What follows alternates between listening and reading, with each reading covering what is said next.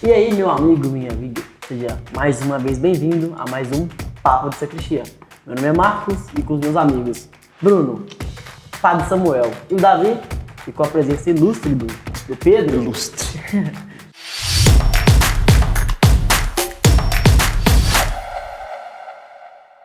Você já viu aquele filme Viva, a Vida é uma Festa? É um filme de criança, porém eu gosto. E lá eles tratam a morte de um modo festivo, diferente. E aí eles pensam mais no sentido que a pessoa foi, né, do que a morte. De forma... Eles fazem uma festa muito legal. Mas pra gente aqui, qual que é o sentido cristão da morte? A gente vê sempre a dor e o luto, como a gente falou no programa passado. É possível fazer essa festa? Lembrando que os mexicanos são profundamente cristãos também. Quem? Claro, os mexicanos também são profundamente cristãos. Que festejam a morte. Exatamente. Tem os videozinhos, né, dos caras lá carregando caixões. É. E de fato, né, o que me parece, de acordo com aquele vídeo e aquela informação super verídica, né, que você vê na internet, existem comunidades que elas festejam quando alguém morre ou fazem festa dessa forma, né? Ou aquele meme do caixão, Seria né? cultura? É meme do caixão. Na Indonésia, nós temos tradições na Indonésia onde se retiram os corpos em um determinado momento do ano, e os corpos embalsamados, e coloca óculos, coloca cigarro na boca. Faz festa Exato, mesmo, faz uma festa, na Indonésia. banquete. Aquilo ali é como se fosse o último adeus mesmo deles. Ou no caso da Indonésia se prolonga, por exemplo, corpos que ficam dentro de casa, que eles colocam para sentar no sofá, então é uma outra cultura totalmente diferente. Agora, do ponto de vista cristão, a morte é o grande desconforto no coração de Deus. É lindo quando o apóstolo Paulo fala: o último inimigo a ser vencido é a morte. Então eu diria, sabe aquela coisa, tipo assim, quando você fica ressentido que você perdeu um negócio? A Bíblia dá testemunho de que Deus é assim com a morte. Eu vou resolver esse negócio. Então, estou dizendo de uma maneira bem caricatural, mas toda a Bíblia dá testemunho de que Deus é profundamente desconfortável com o fato de que a criatura que Ele tanto ama morre. Tanto que Ele escolhe morrer para, a partir da própria morte, dar a vida. Então eu diria que ela é um inimigo profundo de Deus, mas é o grande lugar onde Deus mostra, citando Paulo, a loucura do seu amor. Mas é um grande inimigo porque a Bíblia, porque o cristão... Porque Ele nos ama e porque nós somos feitos para a vida, e Ele diz que veio se rasgar para que todos tenham vida. Então a ideia é isso, a morte é o salário do pecado. A morte é a isso que eu pergunto, ele odeia porque é o salário do pecado? Mas não no sentido assim como muitos pensam, no sentido assim, Deus tem que ter um sacrifício para poder... Deus bebe o sangue e aí a partir disso o sacrifício redime. Não é redenção nesse sentido. Isso aí é muito mais uma influência nórdica. Está muito mais próximo de Thor e dos ritos ali daquela região que infiltraram na liturgia cristã. A ideia é de que Deus é profundamente... Ele sente com o fato de que a sua criatura padece e sofre. E aquela imagem que São Francisco de Assis traz de adotar a morte como irmã, e essa irmã no sentido de que é pela morte, e a morte talvez aí seja até um veículo, não só uma irmã, que conduz verdadeiramente como fato cabal a Deus. Morte da matéria. Não, calma, mas são dois horizontes. Primeiro, vamos voltar ao horizonte teológico. Desde o ponto de vista do horizonte teológico, a morte é a grande constatação de que Deus perdeu a sua criatura no jardim. Então vejam, vamos pensar o livro do Gênesis. Olha, Deus cria e diz que tudo é bom e que o homem e a mulher são muito bons. E se diz que ele andava junto dos homens na brisa da tarde, sustentando-os com a sua vida. Depois do pecado, Deus perde o homem no jardim. E qual que é o grande sinal que fica o tempo todo sendo jogado na cara de Deus que ele perdeu a criatura? A morte. É por isso que Cristo deve ressuscitar como jardineiro. Ele encontra com Madalena, entende? O texto está querendo dizer que ele volta a encontrar a criatura que ele tanto ama. Éden, jardim das delícias, que passa a ser um jardim de urticárias, já que o homem morre, a vida humana. Agora um novo jardim, Cristo novo jardineiro, nova vida, dessa perspectiva. Então a morte entrou no jardim pelo pecado da desobediência. Ela entra na experiência humana, segundo a perspectiva da narrativa bíblica, como uma consequência da desobediência humana. Então, se não houvesse, nós seríamos... Segundo a perspectiva da dogmática, que eu acho que tem algumas problematizações, mas não vamos entrar. A gente ia ser um Wolverine, um mortal. Isso é extremamente problemático, mas em tese seria isso, a morte como consequência do pecado. Agora, indo a Francisco Francisco traz uma dimensão de entender que a morte faz parte da cadência da vida. Então Francisco, de alguma forma ali, ele é existencialista, embora aí uns 900 anos antes. Por que ele é existencialista? Ele está juntinho com Sartre, quando ele traz essa ideia, ou mais ainda, junto com Heidegger, cada instante vivido é instante morrido. Então já que vai todo Não há um dia mais que nós não tenhamos um dia menos. Então né? o que eu faço com isso? Essa é a ideia. Aí tá juntinho, num horizonte muito parecido. Nietzsche, Francisco, Heidegger, Sartre. A ideia de que, querido, vai morrer? Abre uma cerveja, pô. Você vai morrer? Faça sua vida ter sentido. Colhe o dia. Ela é irmã. Carpe diem. Exato. E para citar também os clássicos gregos e romanos. Não tem que ter medo da morte. E onde eu tô, ela não tá. Então é isso. Na verdade, só de dizer que a gente tinha que se preparar, que o homem sábio se prepara para o dia da sua morte, né? Não, isso é bastante presente na teologia cristã. Por exemplo, os monges se cumprimentavam com hoje, que virou uma frase do Instagram, né? Um monge se cumprimentava com outro assim, memento morre. Memento e outro morre, dizia, né? carpe diem. Um monge dizia pro outro, lembra que você vai morrer. E o outro dizia, então aproveita o dia. Essa que é a ideia. Ele não sabe quando que vai morrer. Mas aproveita o dia, cara. Só o período morre de véspera. Exatamente. Eu queria lembrar aqui, puxar um ponto, né, que o Pedro tinha trago num programa passado, que é relacionado a essa pedagogia, né? Eu diria assim, o elemento, eu entendo o que você quer dizer quando fala assim, Deus vê diante da morte que ele perdeu, assim, mas é um elemento que fica gravado na humanidade de lembrar que tem muita coisa que é passageira e tem uma coisa que é eterna e perdura. O que é essa coisa? Eu vou lutar pela coisa que perdura, que é a nossa alma, que é a nossa salvação. Você está coberto de razão, Bruno. E você está juntinho com a teologia. De alguma forma, a morte serve como uma pedagogia. Do pó tu vieste, eu te dou a palavra, ao pó tu retornarás. Só que eu estou dizendo que é preciso dilatar essa compreensão. Porque senão ela soa perversa e leviana. O desdobramento dela é perverso. No sentido assim, mais uma vez o que falava no último encontro, como é que eu vou dizer isso para uma mãe que está perdendo um filho de câncer? Deus tem pedagogia sobre a sua vida, é para você aprender. Isso é consequência do pecado. Pelo amor de Deus. Fica parecendo aquele Siqueira Júnior, né, que olha assim, você vai morrer. Você tá entendendo? Esse que é o problema. Sim, mas esses problemas a gente já venceu, não? Eu acho que não. Eu quero dizer assim, não. Enquanto reflexão humana, não. Não, tô falando aqui no Papo de Sacristia. Não, sim. Eu falo assim, existe sim, de fato, nós falamos, né, sobre juntar o nosso sofrimento à cruz de Deus, de Cristo, e ressignificar todo o nosso sofrimento. Mas eu falo assim, existe algo que toca toda pessoa humana, que é a morte, que aponta também para toda pessoa humana quando vai parar para pensar assim, eu vou investir em ações, que seja, vou investir naquela que vai me dar lucro. Beleza. Eu vou investir minha vida em quê? Mas precisava disso tudo, desse drama inteiro? Eu vou colocar aqui o lugar entrar na posição do ateu. Precisava desse show inteiro para ser pedagógico? Não tem maneiras melhores? Porque a ideia seria assim, a criança vai colocar o dedo na tomada, vem cá, 440 Educação volts. traumática, né? Não coloca a mão na merda da tomada? Tem hora que dá a impressão que Deus podia ser mais ameno, mas... Essa é a ideia. Não estou dizendo como padre aqui, estou caricaturando, estou brincando, mas essa é a ideia. Precisava disso tudo, desse show inteiro, para mostrar pra gente que a gente não pode comer a porcaria de uma maçã?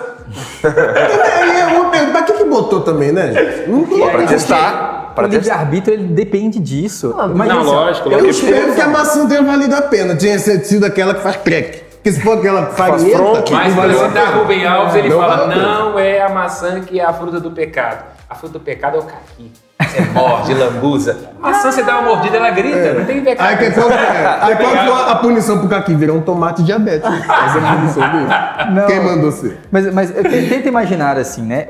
Qual é o ser que tem livre-arbítrio? Humano.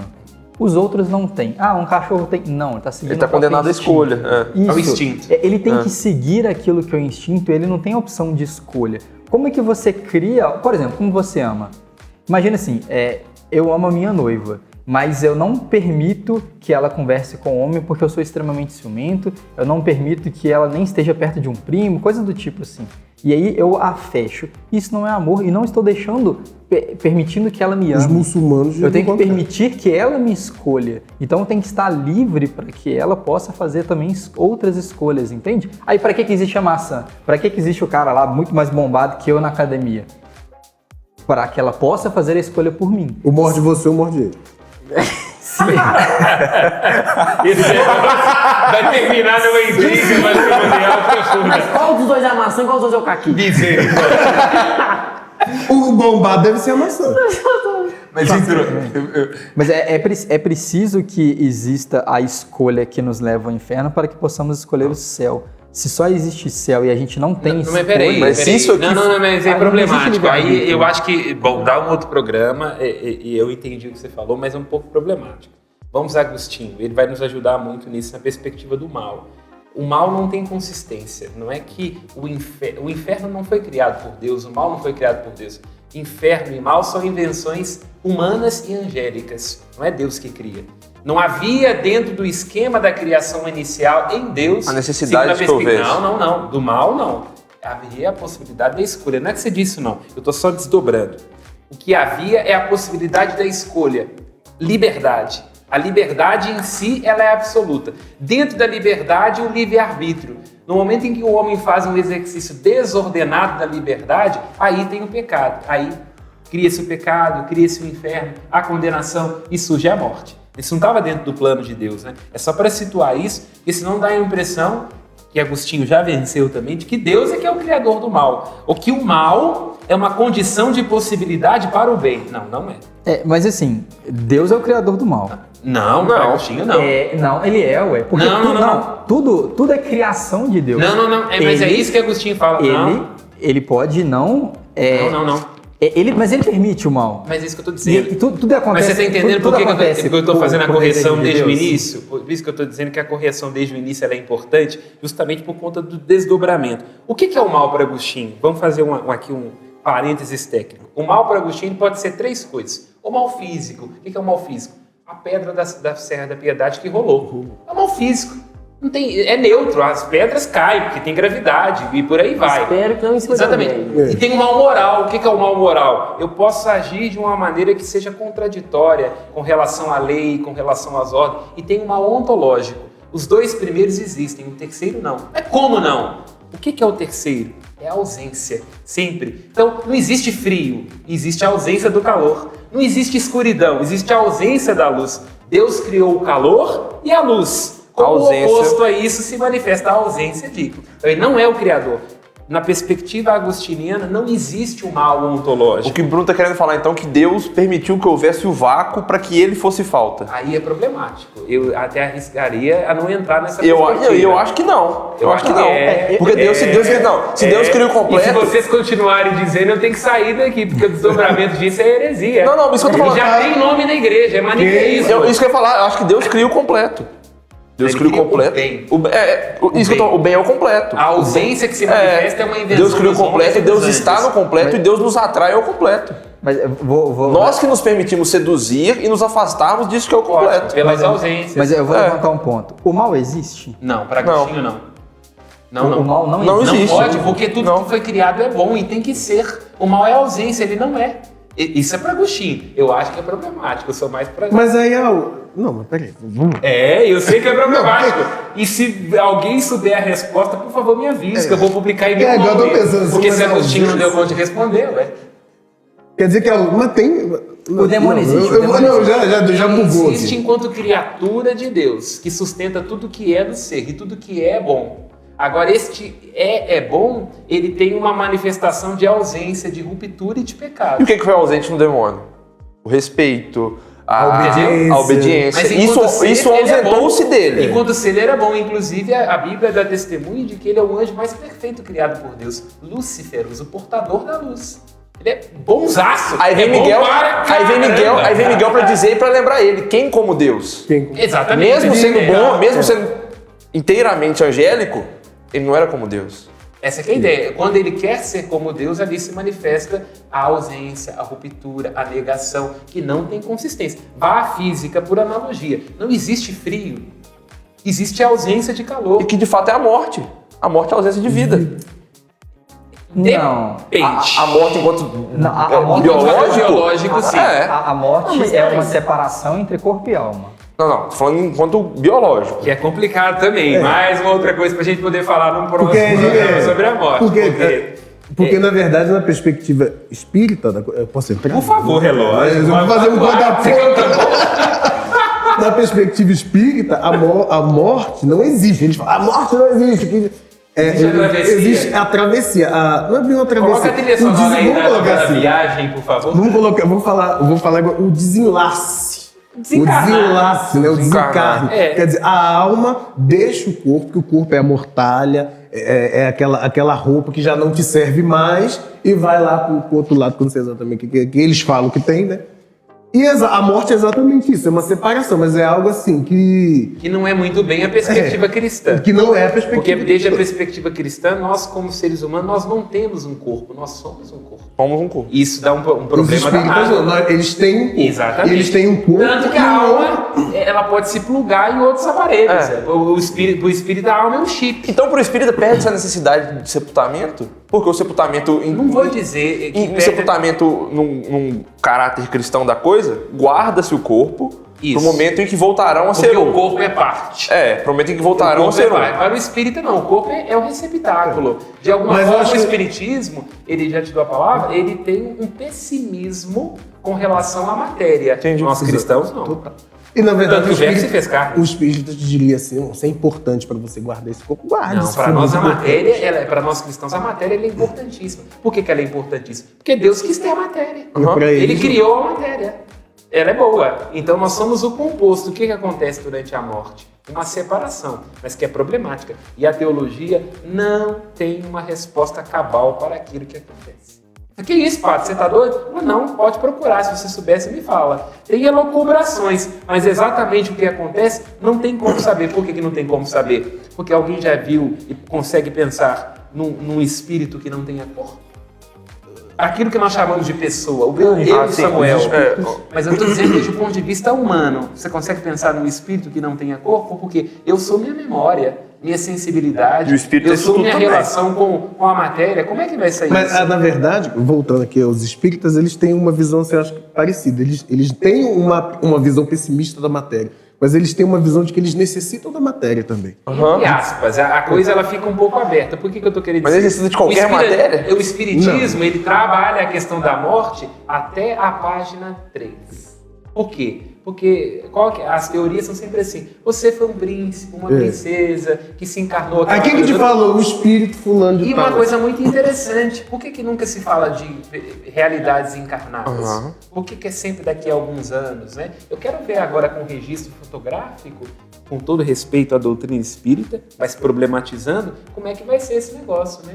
Será que tendo registro de alguém, um vídeo, vai saber exatamente que aquela pessoa se encarnou há 100 anos atrás? Então, com todo respeito à doutrina espírita, que merece respeito, tem um problema aí de compreensão. Um problema de compreensão profunda.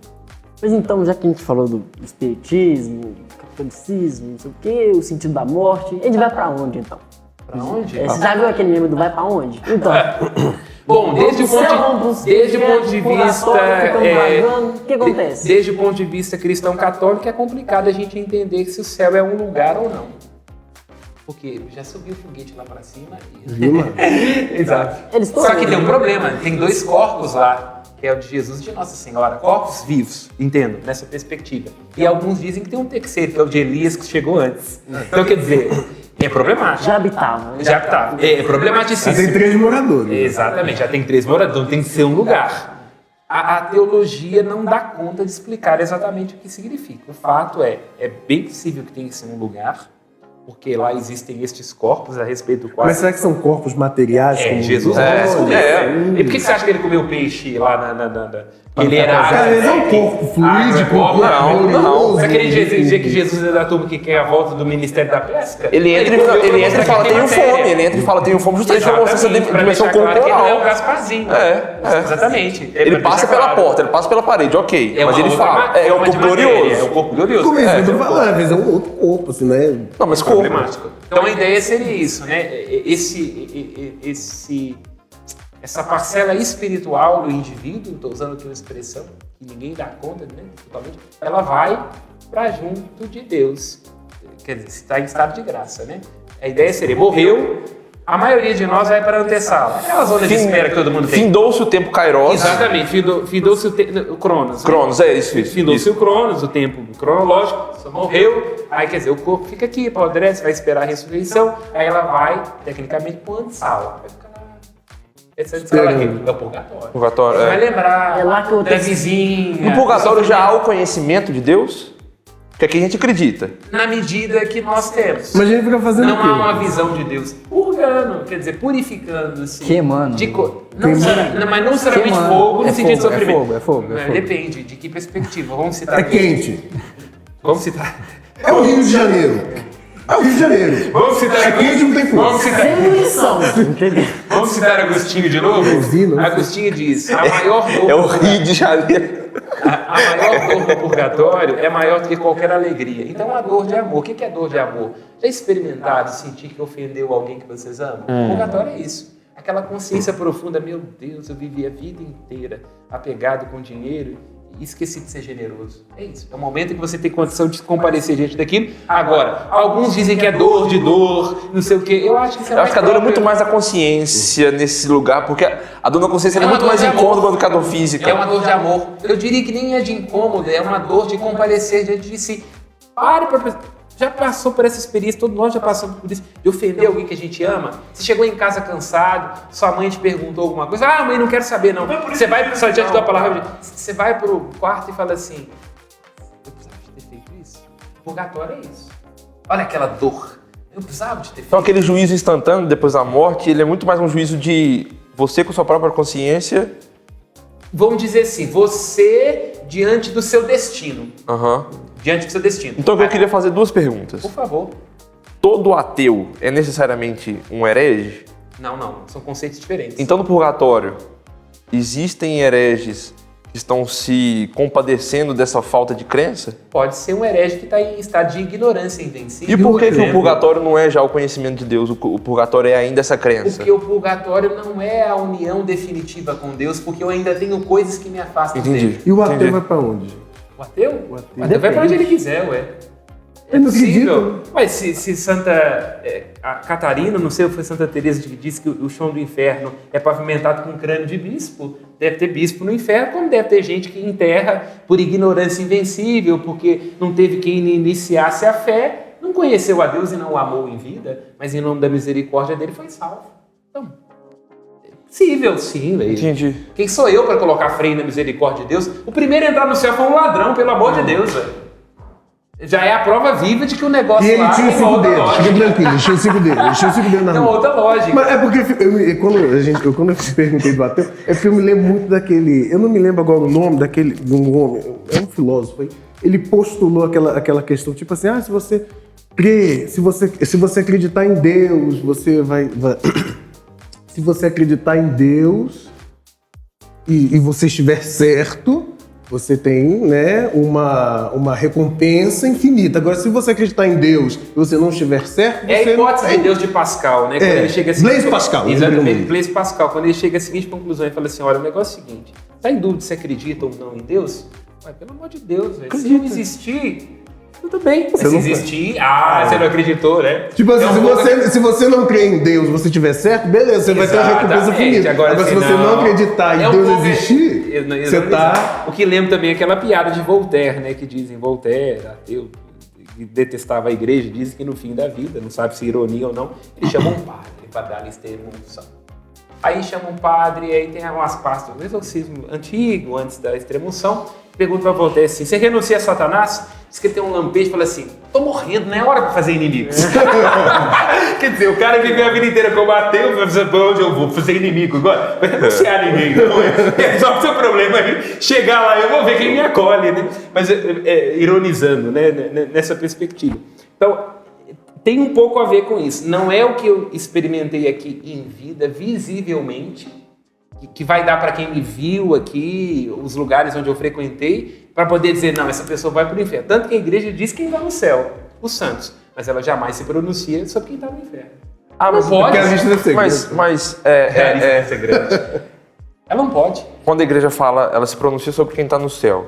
Porque a nossa preocupação é o céu, né? O Sim, inferno é isso que eu ia dizer. concorrência, Eu ia dizer, a igreja Você vê muito mais poeta e filósofo, Dante Alighieri, por exemplo, falando sobre o inferno, que a Igreja Católica. E assim, para voltar no protestantismo, o grande problema que eu vejo da teologia protestante hoje é que o demônio está em todo lugar. E tá fazendo tudo e tá Mas é tá lógico, tendo púlpito. E, assim, Mas é lógico, principalmente no porque microfone. o protestantismo protesta, e para protestar tem que ter antagonismo. O protestantismo, desde o início, sobrevive do antagonismo. Se não tiver demônio, esvazia a igreja. Se eu não tenho medo de uma criatura que pode me devorar e que pode acabar com os meus negócios, eu vou na igreja para quê? Vocês já viram aquele meme do esqueletinho correndo? Você sai pra lá, bicho, todo dia é isso, cara? E a compreensão da morte evangélica, então, eu acho que ela se esvazia no sentido bonito, porque assim, deixa de ser correr para perto do céu e passa a ser correr para longe do inferno. A corrida fica muito mais cansativa para quem é evangélico. É mais uma coisa do medo do que da esperança. Eu diria que esse não é o problema. Se você for, por exemplo, no Evangelho de Mateus, Jesus fala mais do inferno que do céu. Acho que o problema do protestantismo é isso. O problema do protestantismo é que o céu não é uma questão. Isso é que é o problema. O céu preso é uma certeza? Não, além de ser uma certeza, não é uma coisa com a qual se importa.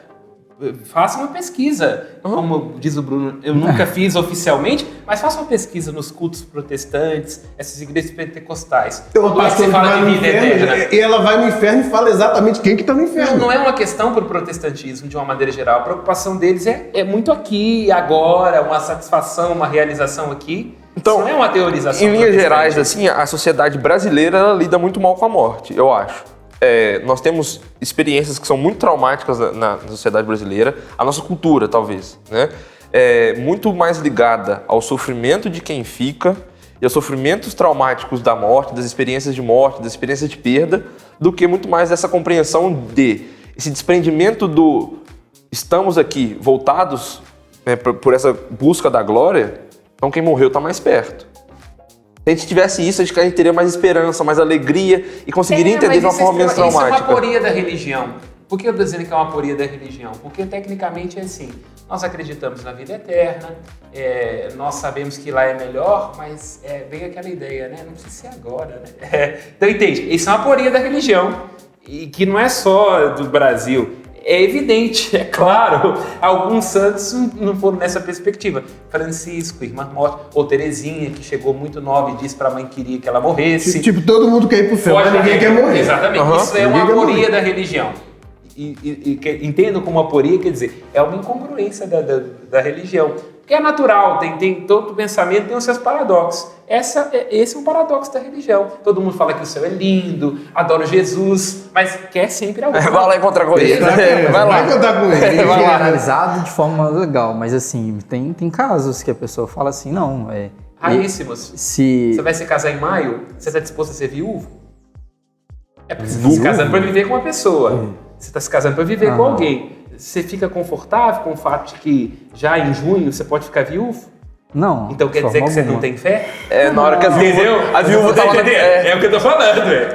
Mas a gente tá Você falando... quer que ela vai pra glória, não quer? Quero. Mas junho de 2023?